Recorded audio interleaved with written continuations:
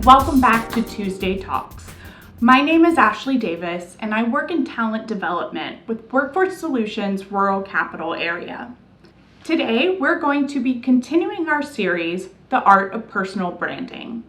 Now, this is the second video in the series, so if you haven't yet, go back to last week's video so you can learn about why personal branding is so important, and then come back and join me in this one. So just like companies have marketing teams and a brand identity, you too have your own personal brand. And personal branding is your marketing strategy. And in order to get a clear idea of your brand, you need to do a healthy amount of self-reflection. This comes naturally to some folks, and for a lot of us, it can feel foreign. Also, there is healthy and unhealthy self-reflection techniques. Self-reflection is not ruminating on your past mistakes, replaying cringeworthy conversations, or coming up with that perfect comeback you should have said. Self-reflection is asking yourself thought-provoking questions and then using your answers to guide your personal and professional development. When I'm practicing self-reflection, I like to do it on paper. It's just easier for me to process everything when my thoughts are written clearly in front of me. But what works for me might not work for you. You might be someone who likes to hit record and talk into your voice memo so that you can replay it later. Whatever your method, it's important to practice structured self-reflection so that you can get a clear understanding of why you react to certain things the way that you do. So to start out, I want to share with you guys a self-reflection prompt that I use pretty regularly. After a tense interaction or a time where I put my foot in my mouth, I like to take a second and ask myself, how would you handle the situation differently? And then 2, what skills do you need to develop to be able to better navigate those situations in the future? So now let's take a look at how the practice of self-reflection can help us further identify our personal brand. Last week, I issued you all a challenge. And just to let you in on a secret, there will be a challenge at the end of every one of these videos in the series. But I encourage you to participate in all of them because the end result will be really beneficial for you. Last week's challenge was to ask yourself how you would like others to view you in the workplace.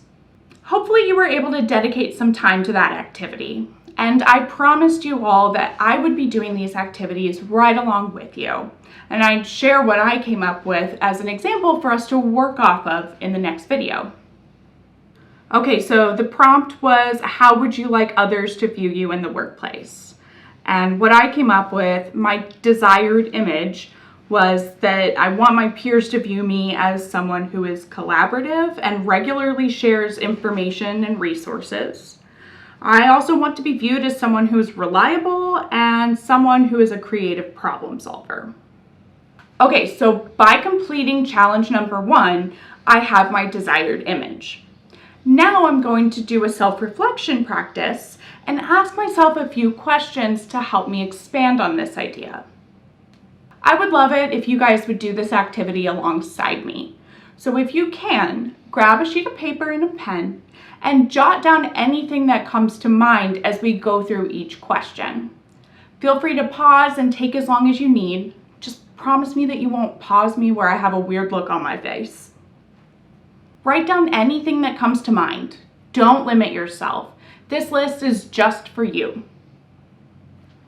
Okay, so before we get started, I know that it's going to seem like I have all the answers and I'm coming up with these answers right off the bat. But I'm going to let you in on a little secret. I prepped all of this before I started filming. So pause after the questions and take your time. Question number 1. What personality traits do you possess that positively reinforce your desired image? Okay, so here's what I came up with. I am approachable, organized, and a good communicator. Question number 2. What skills do you have that support your desired image? How do you use them when you're interacting with others? Okay, so here's my answer as an example. The skills that I picked for supporting my desired image are that I'm good at connecting people with resources. I am able to manage multiple tasks with competing deadlines. And I can adapt my communication style depending on who I'm working with. Okay, and the last question that we'll do is, what are your strengths and how do they help you establish your desired image? Here's what I came up with. So my strengths in regards to my desired image are creating structure and processes out of chaos, putting together learning resources for my peers and others, and then following through on my commitments. Okay, so take a look at the list in front of you. You now have a solid list that shows how you establish your desired image in the eyes of others. So, second video, second challenge. And my challenge for you this week is to review this list over the next couple days. Consider what items on this list are the most important and try to condense it down into one or two really strong sentences that capture everything that you have listed here. All right, I know I keep repeating myself, but I really hope that you participate in challenge number 2. Because next week, we're going to take that blurb that you created and continue building upon it to flesh out your personal brand. All right, thanks for joining me for this highly interactive Tuesday Talk. Between now and next week, you can check out our website, workforcesolutionsrca.com, and find our free online workshops and a ton of other great resources.